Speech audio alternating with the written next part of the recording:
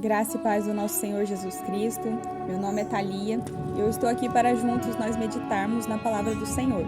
Quero dizer para você que é motivo de muita alegria estar aqui e poder meditar juntamente com você na palavra do Senhor. Quero pedir para você já se inscrever no nosso canal, comenta, compartilha, ativa o sininho das notificações e se durante a ministração, você sentir o Espírito Santo falar com você, ou se você sentir e lembrar de alguém, compartilhe essa palavra. E eu tenho certeza que Deus vai falar ao seu coração e vai impactar a vida de outras pessoas também. Em nome de Jesus. Hoje nós vamos meditar aqui em Juízes, capítulo 2, versículo 10. E também foi congregada toda aquela geração a seus pais, e toda aquela geração. E outra geração após eles se levantou, que não conhecia o Senhor, nem tampouco a obra que fizera Israel. Depois os irmãos leem o capítulo completo. É importante que vocês compreendam. Mas eu vou ler apenas um versículo para não ficar tão extenso o vídeo.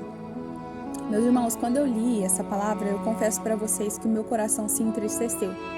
Porque aqui está contando a história do povo de Israel, um povo que era cativo no Egito. E Deus levantou um libertador, que foi Moisés, e tirou aquele povo da escravidão e levou eles para uma terra que emanava leite e mel. E no meio do caminho, aquele povo ouviu pessoalmente a voz de Deus. Aquele povo viu milagres, maravilhas, prodígios. Aquele povo passou por entre as águas do Mar Vermelho, em seco. Aquele povo comeu maná que descia do céu todos os dias. Aquele povo viu sair água da rocha. Então, era uma geração que viveu coisas extraordinárias, que viu milagres acontecendo, que ouviu a voz de Deus. E aí depois vem outra geração. Essa outra geração é a geração filha.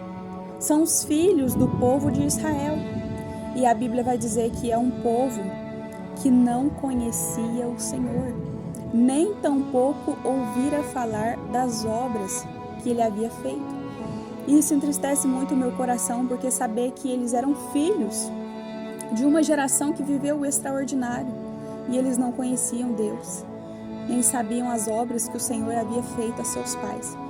Isso mexeu muito comigo, a importância de nós contarmos o nosso testemunho, a importância de nós contarmos as nossas experiências com Deus, principalmente para os nossos filhos, porque o nosso ministério ele começa dentro da nossa casa, dentro do nosso lar. Essa palavra falou fortemente ao meu coração, que nós devemos contar para os nossos filhos quem é o Deus a quem nós servimos e quem nós éramos antes dele chegar na nossa vida.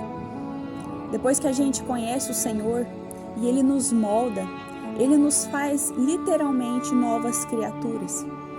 Mas ele não é ele é glorificado pelo que ele é, mas ele também é glorificado pelo que ele faz.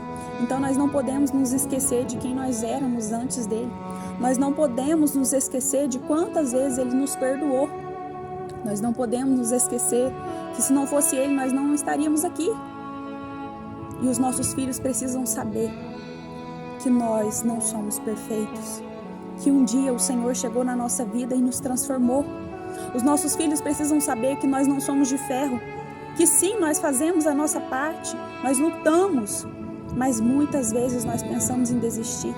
E o Senhor não desistiu de nós. O Senhor não permitiu que nós voltássemos para trás, mas Ele segurou nas nossas mãos e nos colocou de pé, quando a nossa vontade era ficar prostrado.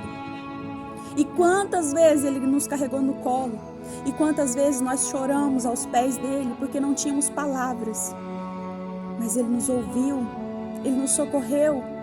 Sim, os nossos filhos precisam saber das nossas experiências com Ele.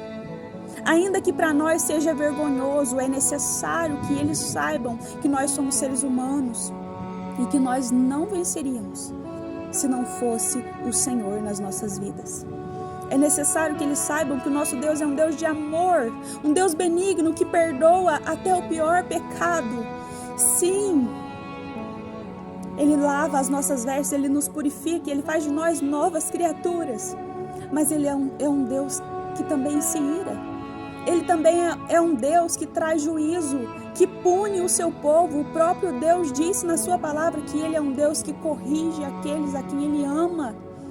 Os nossos filhos precisam servir ao nosso Deus com consciência de quem Ele é e de que o que Ele é capaz de fazer.